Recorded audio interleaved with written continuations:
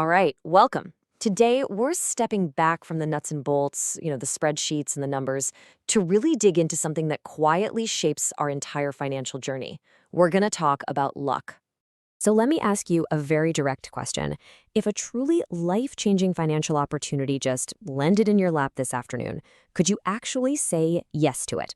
And look, I don't mean would you want to say yes, of course you would. I mean, do you literally have the cash ready to go? Do you have the know-how to figure out if it's a real deal or a total scam? Do you have the guts to pull the trigger? Because if the answer is no to any of those, well, that amazing opportunity might as well have never even existed. Luck is such a loaded topic when it comes to money. You've got one camp that says success is all about pure grit, 100% hard work. Then you have the other camp saying, nope, it's all just random luck and being in the right place at the right time. But what if both of them are kind of missing the bigger picture? What if it's not about one or the other, but about how the two of them dance together? Now, the way we're going to look at this comes from Tamir, and you really have to understand his background to get why this is so powerful. On one hand, he's a systems engineer, so he's all about logic, process, and control. But on the other hand, he's the official Hebrew translator of the richest man in Babylon, which is pure ancient financial wisdom. See the contrast? An engineer's job is to crush random variables, to eliminate luck. But Khan's big insight is that you don't eliminate luck, you engineer a system to be ready to catch it when it shows up. So this deep dive is really for anyone who is making that huge mental shift from thinking like an employee to thinking like an asset owner. If you've ever felt that sinking feeling like you missed the boat on some big opportunity and now you're just waiting for your lucky break, well, we're about to show you how to stop waiting and start building. And to really get this, we're going to need to rewind the clock, way, way back. We're going to use a little piece of ancient wisdom as our North Star for this whole conversation. The entire principle for today's talk comes from King Solomon, who said, "Both wisdom and wealth can shield us, but knowledge and wisdom give life to their owner." Now, that sounds really nice and poetic, right? But what you're about to see is that it's an incredibly practical financial strategy. Let's really unpack that. So here's the modern take on that. Think of your wealth, your cash, your assets as a passive shield. Yeah, it's a wall that can protect you, but it's brittle. It can get knocked down. Just think about all those stories of lottery winners who end up completely broke. Now, think about wisdom, your financial literacy, as an active engine. Like Solomon said, it gives life. You can strip away someone's money, but if they have the knowledge, the wisdom, they can rebuild it all from scratch. It's regenerative. Okay, so this isn't just some nice philosophy. This is a real blueprint for a system you can actually build. See, you can't control when an economic storm is going to hit, but you can absolutely control how well your ship is built. The variable you have complete control over is your own preparedness. And in the source material, this idea of preparedness is broken down into 3 super specific pillars. This isn't just about saving some money. It's a structure. First up, you need your defense. That's your emergency fund. Its job is to give you psychological safety. Second, you need offense. This is your opportunity fund, capital that's just waiting for a mission. And third, you need the brain, your financial literacy, which is step 13 of the Golden Path. Now, you might be thinking, hold on, an opportunity fund sounds a lot like an emergency fund. And yeah, on a spreadsheet, it's all just cash. But psychologically, they are completely different animals. Your emergency fund is all about survival. It's fearful money, a defensive posture. Your opportunity fund, on the other hand, is about growth. It's ambitious money. It's an offensive weapon.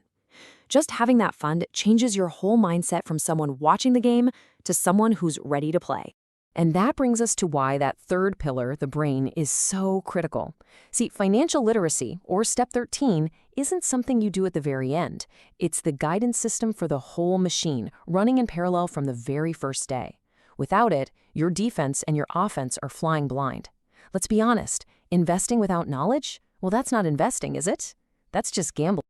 So, does all this theory actually hold up in the real world? Well, let's put it to the ultimate test. The absolute pressure cooker of the 2008 global financial crisis. Okay, so let's set the stage. The year is 2008, maybe 2009. The U.S. housing market is in a complete, terrifying freefall. The message on every single news channel was screaming, "Real estate is toxic. Do not touch it." Banks are failing.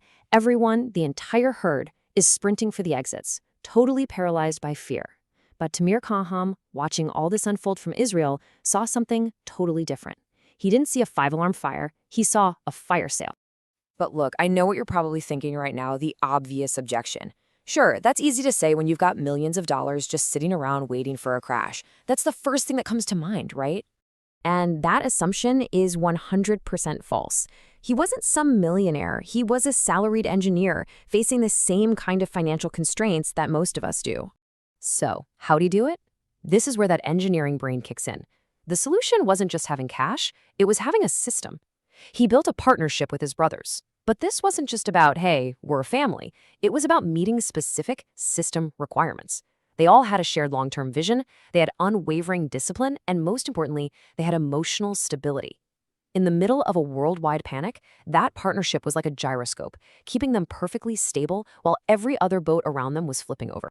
So what does this all boil down to? What's the big takeaway from all this? Well, it really comes down to one simple but really powerful metaphor. First, we have to officially redefine the word luck. Luck is not just some random thing that happens to you. Luck is the intersection where your preparedness slams right into an opportunity. The opportunity in 2008 was the market crash. The success, though, came from the years of preparation that made it possible to actually do something about it. And that leads us to the train station metaphor, which perfectly sums up everything we've talked about. Think about it. You cannot control the train schedule. You have no idea when the next great opportunity is going to pull into the station. Your only job, your entire job, is to be standing on the platform with your bags packed, ready to get on board. So stop waiting for luck to come find you. Start building the system that allows you to grab it.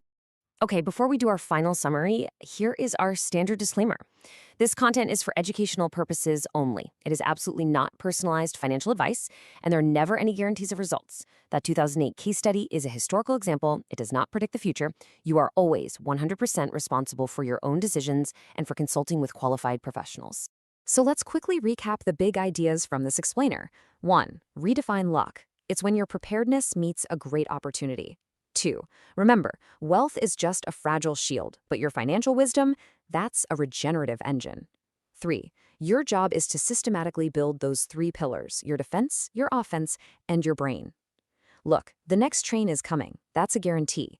The only question is, are you busy building your platform, or are you just sitting around watching the tracks? Now, this has been a really great dive into the why, into the philosophy.